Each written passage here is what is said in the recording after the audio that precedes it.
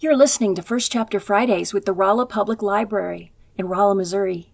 I'm the Library Director Rebecca Buckley.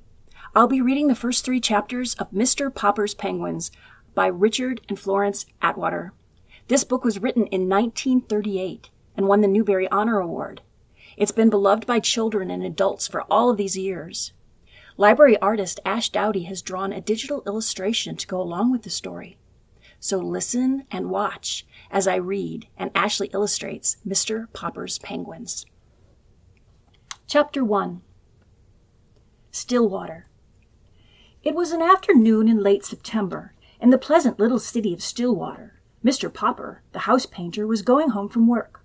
He was carrying his buckets, his ladders, and his boards, so that he had rather a hard time moving along. He was spattered here and there with paint, and there were bits of wallpaper clinging to his hair and whiskers, for he was rather an untidy man. The children looked up from their play to smile at him as he passed, and the housewives, seeing him, said, "Oh dear, there goes Mr. Popper. I must remember to ask John to have the house painted over the spring." No one knew what went on inside of Mr. Popper's head, and no one guessed that he would one day be the most famous person in Stillwater. He was a dreamer. Even when he was busiest smoothing down the paste on the wallpaper or painting the outside of other people's houses, he would forget what he was doing. Once he had painted 3 sides of the kitchen green and the other side yellow. The housewife, instead of being angry and making him do it all over, had liked it so well that she had made him leave it that way. And all the other housewives, when they saw it, admired it too, so that pretty soon everybody in Stillwater had 2 colored kitchens.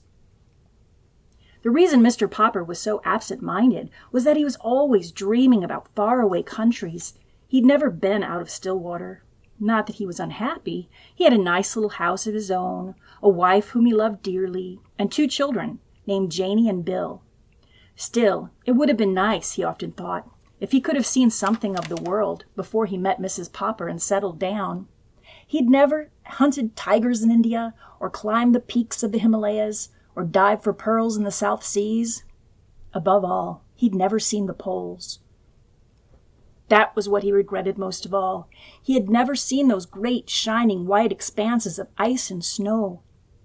How he wished that he had been a scientist instead of a house painter in Stillwater, so that he might have joined some of the great polar expeditions. Since he could not go, he was always thinking about them. Whenever he heard that a polar movie was in town, he was the first person at the ticket window, and often he sat through 3 shows. Whenever the town library had a new book about the Arctic or the Antarctica, the North Pole or the South Pole, Mr. Popper was the first to borrow it. Indeed, he had read so much about polar explorers that he could name all of them and tell you what each had done. He was quite an authority on the subject. His evenings were the best time of all. Then he could sit down in his little house and read about those cold regions at the top and bottom of the earth. As he read, he could take this little globe that Janie and Bill had given him the Christmas before and search out the exact spot he was reading about. So now, as he made his way through the streets, he was happy because the day was over and because it was the end of September. When he came to the gate of the neat little bungalow at 432 Proudfoot Avenue, he turned in. "Well, my love," he said, setting down his buckets and ladders and boards and kissing Mrs. Popper, "the decorating season is over. I have painted all the kitchens in Stillwater. I have papered all the rooms in the new apartment building on Elm Street. There's no more work until spring, when people will want their houses painted." Mrs. Popper sighed. "I sometimes wish you had the kind of work that lasted all year instead of just from spring until fall," she said. "It would be very nice to have you at home for a vacation, of course, but it's a little hard to sweep with a man sitting around reading all day." "I could decorate the house for you." "No, indeed," said Mrs. Popper firmly.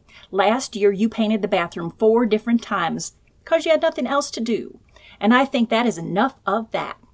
But what worries me is the money. I have saved a little, and I dare say we can get along as we have other winters. No more roast beef, no more ice cream, not even on Sundays." "Shall we have beans every day?" asked Janie and Bill, coming in from play. "I'm afraid so," said Mrs. Popper. "Anyway, go wash your hands for supper, And Papa put away this litter of paints, because you won't be needing them for quite a while. Chapter 2, The Voice in the Air. That evening, when the little Poppers had been put to bed, Mr. and Mrs. Popper settled down for a long, quiet evening. The neat living room at 432 Proudfoot Avenue was much like all the other living rooms in Stillwater, except that the walls were hung with pictures from the National Geographic magazine. Mrs. Popper picked up her mending, while Mr. Popper collected his pipe, his book, and his globe. From time to time, Mrs. Popper sighed a little as she thought about the long winter ahead.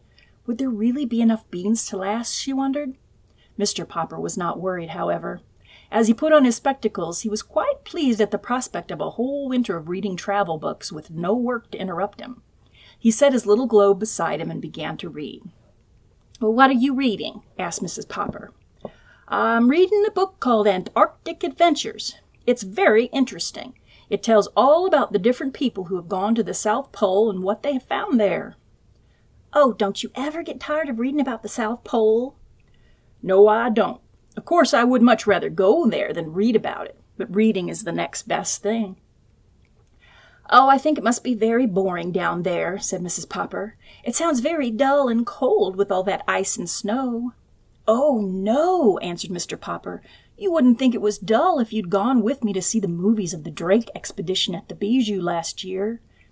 "Well, I didn't, and I don't think any of us will have any money for movies now," answered Mrs. Popper, a little sharply. She was not at all a disagreeable woman, but she sometimes got rather cross when she was worried about money.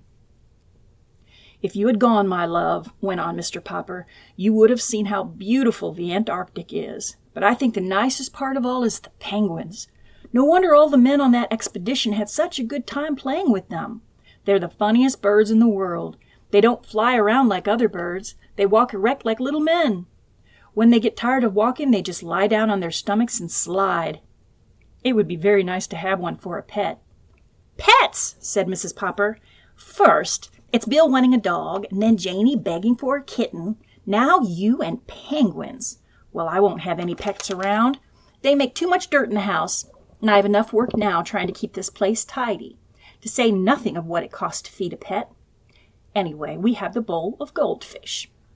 "Well, penguins are very intelligent," continued Mr. Popper. "Listen to this, Mama. It says here that when they want to catch some shrimps, they all crowd over to the edge of the bank. Only they don't just jump in, because a sea leopard might be waiting to eat them.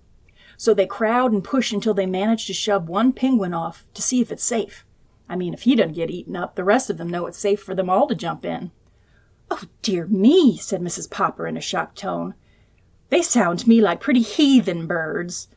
"Well, it's a queer thing," said Mr. Popper, "that all the polar bears live at the North Pole and all the penguins at the South Pole. I should think the penguins would like the North Pole, too, if they only knew how to get there." At 10 o'clock, Mrs. Popper yawned and laid down her mending. "Well, you could go on reading about those heathen birds, but I'm going to bed.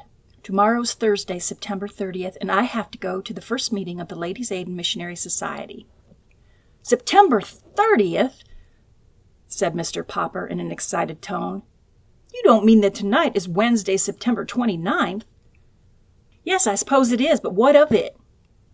Mr. Popper put down his book of Antarctic Adventures and moved hastily to the radio. "What of it?" he repeated, pushing the switch.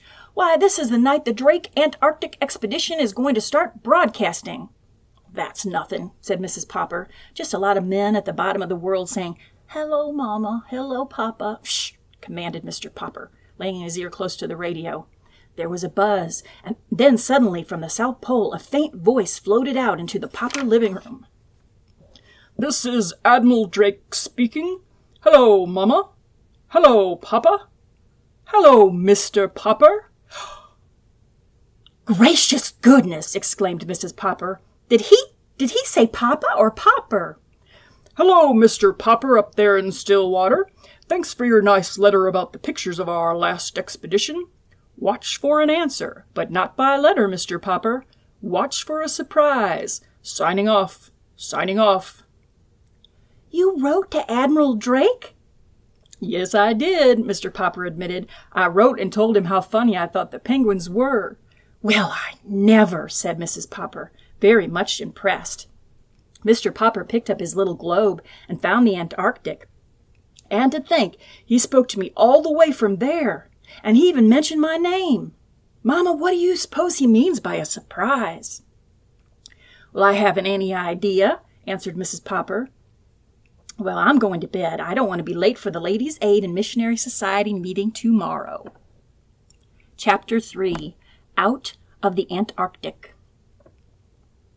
What with the excitement of having the great Admiral Drake speak to him over the radio and his curiosity about the Admiral's message to him, Mr. Popper did not sleep very well that night. He did not see how he could possibly wait to find out what the Admiral meant. When morning came, he was almost sorry that he had nowhere to go, no houses to paint, no rooms to paper. It would have helped to pass the time. "Would you like the living room papered over?" he asked Mrs. Popper. "I have quite a lot of paper number 88 left over from the mayor's house." "I would not," said Mrs. Popper firmly. "The paper on now is plenty good enough. I'm going to the first meeting of the Ladies' Aid and Missionary Society today, and I don't want any mess around to clean up when I get home." "Very well, my love," said Mr. Popper meekly, and he settled down with his pipe, his globe, and his book of Antarctic adventures. But somehow, as he read today, he could not keep his mind on the printed words. His thoughts kept straying away to Admiral Drake. What could he have meant by a surprise from Mr. Popper? Fortunately for his peace of mind, he did not have a very long time to wait. That afternoon, while Mrs. Popper was still away at her meeting, and Janey and Bill had not yet come home from school, there was a loud ring at the front door. "Well, I suppose it's just the postman. I won't bother to answer it," he said to himself. The bell rang again, a little louder this time. Grumbling to himself, Mr. Popper went to the door. It was not the postman who stood there. It was an expressman with the largest box Mr. Popper had ever seen. "Party by the name of Papa live here?" "Oh, that's me. Well, here's a package that come air express all the way from Antarctica. Some journey, I'll say." Mr. Popper signed the receipt and examined the box. It was colored all over with markings. "Unpack at once," said one. "Keep cool," said another. He noticed that the box was punched here and there with air holes. You can imagine that once he had the box inside the house, Mr. Popper lost no time in getting the screwdriver, for by this time, of course, he'd guessed that it was the surprise from Admiral Drake. He had succeeded in removing the outer boards and part of the packing, which was a layer of dry ice, when from the depths of the packing case he suddenly heard a very faint "ark." His heart stood still. Surely he had heard that sound before, at the Drake Expedition movies. His hands were trembling so that he could scarcely lift off the last of the wrappings. There was not the slightest doubt about it. It was a penguin. Mr. Popper was speechless with delight, but the penguin was not speechless. "Nark," it said again, and this time it held out its flippers and jumped over the packing debris. It was a stout little fellow, about 2.5 feet high. Although it was about the size of a small child, it looked much more like a little gentleman, with its smooth white waistcoat in front and its long black tailcoat dragging a little behind. Its eyes were set in 2 white circles on its black head. It turned its head from one side to the other. As first with one eye, and then with the other, it examined Mr. Popper. Mr. Popper had read that penguins are extremely curious, and he soon found that this was true, for stepping out, the visitor began to inspect the house. Down the hall it went, and into the bedrooms with its strange, pompous little strut. When it, or he, Mr. Popper had already begun to think of it as a he, got to the bathroom, it looked around with a pleased expression on its face. Perhaps, thought Mr. Popper, all that white tiling reminds him of the ice and snow at the South Pole. Poor thing, maybe he's thirsty. Carefully, Mr. Popper began to fill the bathtub with cold water. This was a little difficult because the inquisitive bird kept reaching over and trying to bite the faucets with its sharp red beak. Finally, however, he succeeded in getting the tub all filled. Since the penguin kept looking over, Mr. Popper picked it up and dropped it in. The penguin seemed not to mind. "Anyway, well, you're not shy," said Mr. Popper. "I guess you've got sort of used to playing around with those explorers at the pole." When he thought the penguin had had enough of the bath, he drew out the stopper. He was just wondering what to do next when Janie and Bill burst in from school. "Papa!" they shouted together at the bathroom door. "What is it?" "Well, it's a South Pole penguin sent to me by Admiral Drake." "Look," said Bill. "It's marching." The delighted penguin was indeed marching. With little pleased nods of his handsome black head, he was parading up and down the inside of the bathtub. Sometimes he seemed to be counting the steps it took. 6 steps for the length, 2 steps for the width, 6 steps for the length again, and 2 more for the width. "For such a big bird, he takes awfully small steps," said Bill. "And look at his little black coat. Drags behind. It almost looks as if it were too big for him," said Janie. But the penguin was tired of marching. This time, when it got to the end of the tub, it decided to jump up the slippery curve. Then it turned, and with outstretched flippers tobogganed down on its white stomach. They could see that those flippers, which were black on the outside, like the sleeves of a tailcoat, were white underneath. "Gawk, gawk," said the penguin, trying its new game again and again. "What's his name, Papa?" asked Janie. "Gawk, gawk," said the penguin, sliding down once more on his glossy, white stomach. "Well, it sounds something like Cook," said Mr. Popper. "Why, that's it, of course. We'll call him Cook.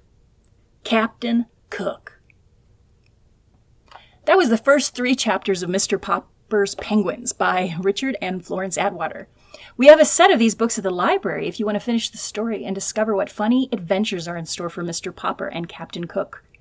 Thanks for listening to First Chapter Fridays with the Rolla Public Library.